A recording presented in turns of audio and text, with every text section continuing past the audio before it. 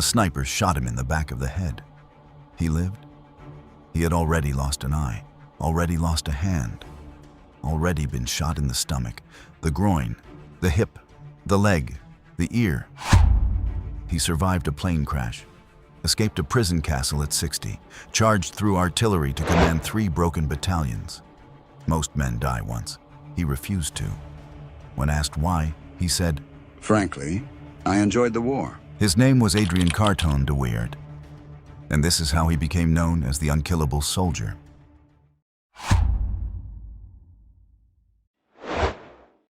Adrian Carton de Wiart first served in Somaliland with the Camel Corps at the outbreak of World War I. The British were engaged in a low-level campaign against the guerrilla forces of Dervish leader Mohammed bin Abdullah, known to them as the Mad Mullah. During an assault on one of his fortresses, the young lieutenant charged fearlessly into combat. He was shot 3 times in the face, losing an eye and part of his ear. Not only did he survive, he took pride in those wounds. Winston Churchill's military advisor, Hastings Ismay, once remarked, "I honestly believe that he regarded the loss of an eye as a blessing." Because of his severe injuries, Carton was sent back to England to recover. He was later granted permission to join the Western Front, on the condition that he wear a glass eye in order to be declared medically fit for service. He found the artificial eye unbearably uncomfortable and threw it out the window on his way to the airport. From that point forward, he wore an eye patch, an item that would become one of his defining features. As the Oxford Dictionary of National Biography observed, with his black eye patch and empty sleeve, Carton de Wiart looked like an elegant pirate and became a figure of legend. Adrian Paul Ghislain Carton de Wiart was born in Brussels in 1880 into an aristocratic family. His father was Belgian and his mother Irish, and as he grew up, he developed strong ties to England. When his parents divorced in 1886, his father, a lawyer and magistrate, moved the family to Cairo, Egypt. 5 years later, his father remarried an Englishwoman, who sent the young boy to boarding school in her homeland.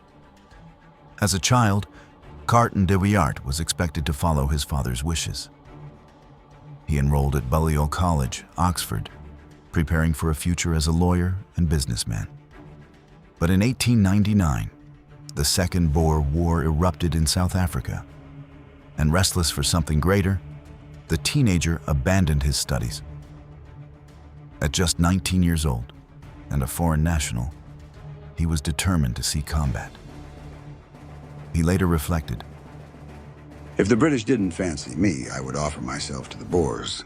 Carton de Wiart claimed to be 25, concealed his nationality, and, without his father's knowledge or consent, enlisted in the British Army under the alias Trooper Carton.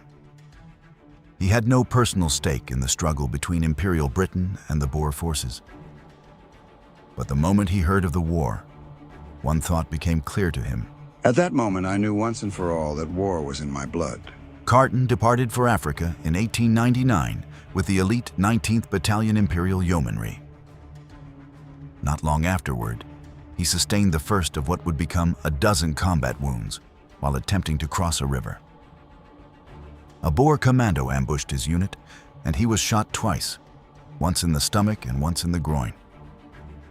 When his superiors reached him and asked whether many Boers were nearby, Carton replied half-jokingly, "No, but the few were very good shots." He was inevitably sent back to England to recover, where his father had recently discovered his unauthorized enlistment and was furious. After another short return to Oxford, Carton received a commission in the 2nd Imperial Light Horse. This time he traveled first class to South Africa, generously tipping the flight attendants along the way. By the time he arrived, he was nearly broke, but he did not care. He was quickly promoted to corporal, though just as quickly demoted after threatening to punch a sergeant. Although he eventually attained the rank of 2nd lieutenant, Carton saw little combat during the remainder of his service in South Africa, much to his frustration. The young officer developed a reputation as a gambler and playboy, indulging in drinking, hunting, and socializing. He had no tolerance for the monotony of peacetime and eagerly sought his next opportunity for war. Carton hoped to join the British Imperial campaign in Somaliland, but was instead posted to Muttra in India. With no battlefield to occupy him, he created trouble of his own. He spent his time hunting boar and shooting for sport, but during one ride, he fell from his horse, which then landed on him, fracturing his ribs and injuring his ankle. While recovering, a local laborer angered him, and Carton shot the man in the rear. He was immediately imprisoned, would not see real combat again for more than a decade. Finally, in 1907, after 8 years of service, he formally swore allegiance to Britain and became a naturalized British subject.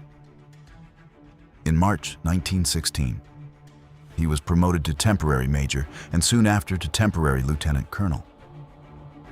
During the Battle of the Somme, Carton tore grenade pins out with his teeth and hurled the explosives with his remaining hand. When 3 battalion commanders were killed in the fighting, Carton assumed command of their units and did everything possible to ensure the ground they had captured was not lost, frequently exposing himself to enemy fire. He personally organized defensive positions and supply lines, running through artillery barrages while inspiring his men. For his leadership of the 8th Battalion, Gloucestershire Regiment in early July, he was awarded the Victoria Cross. His citation read, "For most conspicuous bravery, coolness, and determination during severe operations of a prolonged nature, it was owing in a great measure to his dauntless courage and inspiring example that a serious reverse was averted." During the 4-month battle, the so-called Unkillable Soldier continued to advance with no visible fear. He was, unsurprisingly, severely wounded multiple times. While fighting in the treacherous area known as Devil's Wood, a sniper shot him in the back of the head. The bullet pierced his skull, yet caused only minor damage. According to his memoirs, the attending doctor confirmed that his skull remained intact, ordered a bottle of champagne, and celebrated what seemed like a miracle. The only lingering effect, Carton later joked, was a tickling sensation whenever he got a haircut. He later injured his ankle as well. At Passchendaele, he was shot through the hip, at Cambrai through the leg, and at Arras through the ear. Still, no bullet could stop him. When the First World War ended, he immediately entered another conflict, serving in Poland as second in command of the British-Polish military mission, where Britain was assisting Polish forces against the Soviets. While traveling through the war-torn countryside, Red Russian cavalry overran his train. Carton drew his revolver and fought back. Once again, he drove off the attackers, though he fell from the moving train in the process, somehow managing to climb back aboard to continue fighting the Cossacks. Nearly 2 decades later, he could not resist returning to war. At 61, Carton re-enlisted in the British Army and took part in operations aimed at driving the Nazis from Northern Europe. Though those missions failed, he survived, barely. In 1947, Carton received a direct assignment from Prime Minister Winston Churchill. He was tasked with traveling to Yugoslavia on a secret mission to assist Josip Broz Tito. However, his aircraft never reached its destination and crashed into the Mediterranean. Middle-aged, nearly blind, and missing a hand, Carton swam to shore while helping a wounded comrade to safety. Yet upon reaching land, the Italians captured the survivors and imprisoned them at the Castello di Vinciliata. The sexagenarian attempted escape 5 times, succeeding only once. Carton, along with 4 other prisoners in their 50s, dug a tunnel beneath the castle and briefly avoided capture while disguised as Italian peasants. He did so wearing an eye patch and an empty sleeve, not to mention the countless scars that marked him as the infamous Unkillable Soldier. None of the escapees spoke Italian, and after a week on the run, they were recaptured. Shortly afterward, in an unexpected turn of events, Carton was released in order to deliver a message to the British Army regarding a proposed peace agreement. After 2 years as a prisoner of war, he was finally freed in the fall of 1943. Carton's wartime adventures had come to an end, but he remained involved in politics. In 1945, he was assigned to report on the Chinese communists, whom he openly disliked.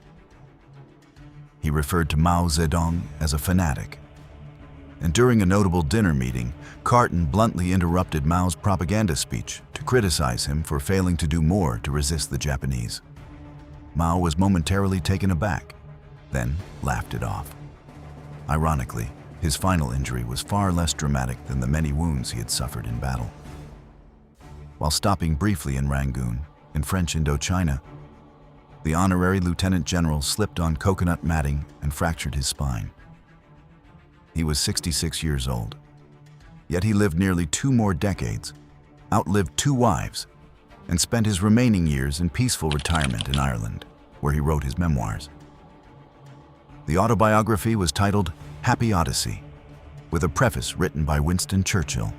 Notably, his Victoria Cross was never mentioned in its pages, as he once confided to a friend, It had been won by the 8th Gloucesters, for every man had done as much as I. but history has a strange habit of producing men who refuse to die quietly. Because while Carton de Wiart was charging across no man's land, another officer was walking into battle armed with a longbow, a broadsword, and a set of bagpipes. He believed any officer who went into action without his sword was improperly dressed. His name was Jack Churchill, and his war was even stranger.